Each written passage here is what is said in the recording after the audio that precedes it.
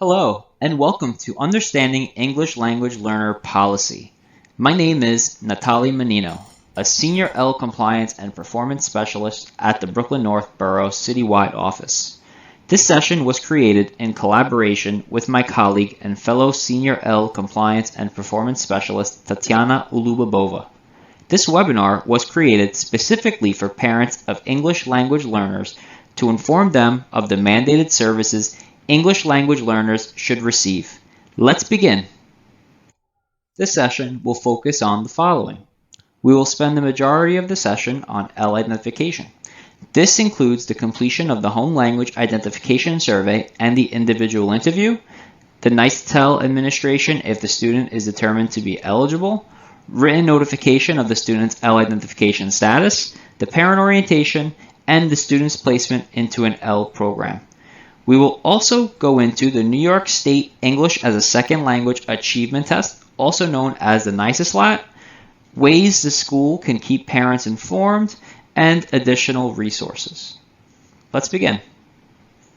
Here we have our objective for today's session.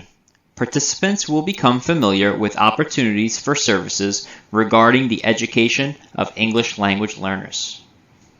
We will begin with the information parents will see upon their entry into a New York City school or DOE facility. As parents enter a New York City DOE school or facility, they will immediately notice the Language ID Guide and Multilingual Welcome poster. Translation services in a parent's preferred language are provided to each parent. Translation services are provided by staff at the New York City DOE facility or over the phone through the New York City DOE Translation and Interpretation Unit. Here are additional resources that parents will find at the Welcome Centers and at New York City DOE schools. These resources are the Parent's Guide to Language Access brochures and I Speak cards. These will help staff at a New York City DOE facility identify the languages that the parents prefer to communicate in. Let's begin with who are our English language learners. Our English language learners are students that have a home language other than English and score below the commanding proficiency level on the New York State Identification Test for English language learners, also known as the NICE-TEL. Now let's begin with the ELL identification process. Families of students that are new to the New York State public school system must go through an English language learner identification process. Translation services should be provided for parents during this process. If a staff member at the school is not available in the parent's preferred language to translate, the Language and Translation Unit can be called in by the school for over-the-phone translation services. This process consists of completing a Home Language Identification Survey, or HLIS, in the parent's preferred language and an individual interview. The NICE-TEL is also administered if needed. Written notification of the student's ELL identification status is sent to parents. Parent orientation, which includes an explanation of the three models available to English language learners, is offered if the student is eligible for ELL services. And finally, student placement into an ELL program. Now we will take a closer look at each of the items just mentioned. The first is the Home Language Identification Survey, or HLIS, and the individual interview. The purpose of the HLIS is to determine the home language of the student. This survey will ask basic questions like what language does the child read and write? What language does the child understand? By using the responses to these questions and the results of the individual interview, the teacher conducting the process will determine the student's home language. The HLIS is available in 10 languages. For low incidence languages, the Translation and Interpretation Unit is called to make sure this process is completed in the parent's preferred language. Next, we will look at the administration of the New York State Identification Test for English Language Learners, or NICE-TEL. If the student has a home language that is other than English, the teacher will determine if the student should be tested for language acquisition services. This decision is made by interpreting the results of a grade level assessment administered to the student. If it's determined that the student should take the NICE-TEL is administered and the student will receive a score of either entering, emerging, transitioning, expanding, or commanding. If the student scores entering, emerging, transitioning, or expanding, the student will receive ELL mandated services.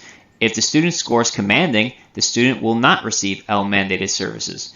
If the student is entering the New York State public school system for the first time in grades K to 12 and has an IEP from another state, from a private school in New York State, or from an early childhood facility, the language proficiency team will determine if the student should be tested for language acquisition services. Mandated ELL services consist of the number of minutes students are instructed by a licensed ELL teacher. There are two types of mandated minutes. The first type is standalone. This means the student will receive instruction from a licensed ELL teacher only. The second type is integrated ELL/content area. These minutes are provided either by one teacher that is licensed in both ELL and a content area, or by one teacher licensed ELL and another teacher licensed in a content area. If it is the latter, the teachers will be providing instruction collaboratively in the same classroom. The number of mandated ELL minutes and type of minutes English language learners receive are determined by their proficiency level. For example, a student that is entering in grades K to 8 will receive a total of 360 minutes of service weekly. 180 minutes will be standalone and 180 minutes will be integrated ELL/ELA. Each proficiency level must receive a certain amount of total minutes weekly and a certain amount of minutes within each type. Once the NICETEL is administered, parents must receive written notification of the results in their preferred language within 5 school days. Parents will receive an entitlement letter if the students are entitled to receive mandated ELL services, or they will receive a non-entitlement letter if they are not entitled to receive mandated ELL services. Once the parent is informed of the student's status as an English language learner, they will receive an invitation to a parent orientation. The purpose of this parent orientation is to introduce parents to the 3 program models available for English language learners. These models are English as a New Language, or ENL, Transitional Bilingual Education, or TBE, and Dual Language, or DL. Parents will watch a video that explains the goals, the allocation of language during each of the program models, and instructional expectations. The default placement is bilingual if a program is available in the student's home language. At the end of the parent orientation, parents will be asked to complete an ELL parent survey and program agreement form indicating the program they agreed to place their child into. Parents also have the option to an ELL transfer if the current school does not have the program model the parent agrees to place the student into. If an ELL transfer is pursued, the current school must service the student in the program model that is available at the school. There are 2 types of bilingual programs offered by New York City. These programs are Transitional Bilingual Education, or TBE, and Dual Language, or DL. These programs differ in both goals of the program and student population. Students placed in a bilingual program will receive the services mentioned previously, plus content areas offered bilingually. Let's begin with Transitional Bilingual Education, or TBE. The goal of a TBE program is English proficiency. The premise of this program is the student's skills in the home language will transfer to the new language. The student composition in a TBE program is all English language learners. Instruction is primarily in the home language in the beginning, with the transition into English over time. Next, we will look at Dual Language, or DL. The goal of a dual language program is biliteracy and bilingualism. The students will be able to read, write, speak, and listen in both the home language and the target language equally. The student composition is both ELLs and English proficient students. The ELLs are language role models for the English proficient students, and the English proficient students are language role models for the ELLs. The New York State English as a Second Language Achievement Test, or NICESLAT, is a yearly multi-part exam that measures the student's growth in reading, writing, listening, and speaking in English. This exam is administered in the spring and provides a pathway for students to exit ELL services. A student can exit mandated ELL services by scoring commanding on the NICESLAT. A student in grades K to 8 can also exit ELL services by scoring a 3 or 4 on the standardized ELA assessment and expanding on the NICESLAT within the same school year. A student in grades 9 to 12 can exit ELL services by scoring a 65 on the ELA regions and scoring expanding on the NICESLAT within the same school year. Students that exit the program will still receive 90 minutes weekly of instructional support and testing accommodations for an additional 2 years after exiting ELL services. Schools utilize many strategies and structures to keep parents informed. The first is one we have already mentioned. This is the parent orientation meeting. During this meeting, Parents will be provided with the parent brochure, school expectations, information on next generation learning standards, and more. The next is a mandated annual parent meeting. This is required to take place between the school and the parents of all English language learners to discuss the progress of the student, areas of strength, and areas of enhancement. The next is all school communication is expected to be sent to parents in their preferred language.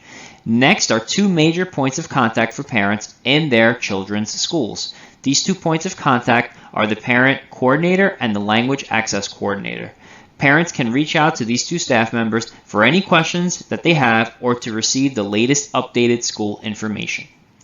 Families that have enrolled their children into the New York City DOE public school system for the first time and have opted into remote learning as their learning preference have the option to complete the provisional ELL identification process virtually. It's important to note that provisional ELL identification is temporary and must be fully completed upon the student's return to in-person learning. This includes the formal completion of the HLIS, including parent signatures and the administration of the NICETEL. Provisional ELL identification includes the following: determination of a provisional home language, completion of the NICETEL waiver, and completion of the parent orientation. Here we have additional resources that can help support families with helping their children. At the first link, parents will find translated guides to Google Classroom. At the second link, parents will find various websites that discuss instructional strategies that can be used with their children. At the third link, parents will find additional information about the 3 program models we discussed earlier. Thank you for watching this webinar. If you have any questions, please contact us by completing the survey on the slide. You can also access the survey through the link in the description. We hope that this webinar was helpful in introducing you to the support and resources provided by your child's school as well as the ELL identification process.